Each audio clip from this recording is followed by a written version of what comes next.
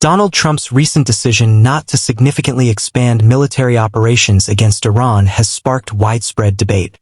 While the White House pointed to military and strategic considerations, analysts believe there may have been another important factor behind the scenes: China. Reports suggest that Washington was facing growing concerns over its stockpile of advanced interceptor missiles, including Patriot and THAAD systems.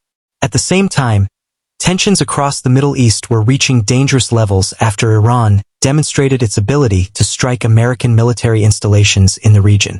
But military limitations may have been only part of the story.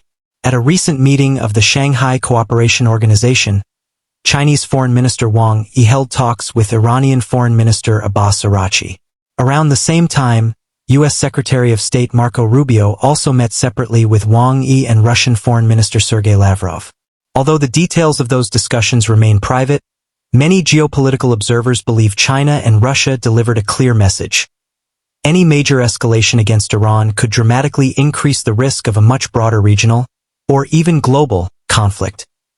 China has long described Iran as a strategic partner, with cooperation spanning energy, trade, and regional diplomacy.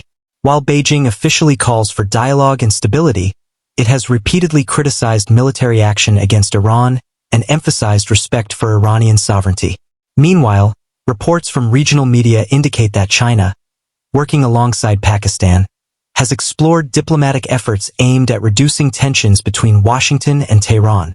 According to these reports, Beijing hopes to create conditions for future negotiations while involving Gulf nations in a broader regional security framework. If these diplomatic efforts continue, they could signal a shift in Middle Eastern geopolitics. For decades, the United States has been viewed as the primary security guarantor in the Gulf. However, China's growing economic influence and its successful mediation between Saudi Arabia and Iran in 2023 has strengthened Beijing's reputation as an emerging diplomatic power in the region. At the same time, military officials reportedly advised caution regarding further operations around the Strait of Hormuz, citing concerns about effectiveness and the need to preserve valuable missile defense resources.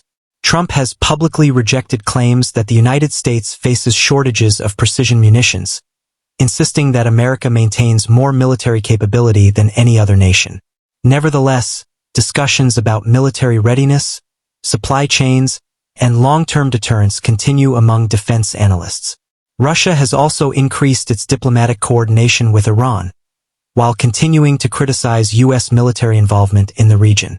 Together, Moscow and Beijing have positioned themselves as supporters of negotiations rather than further escalation. Many analysts argue that these developments are accelerating a broader geopolitical shift. Organizations such as BRICS are becoming increasingly influential, while Gulf nations are expanding economic and diplomatic partnerships with both China and Russia.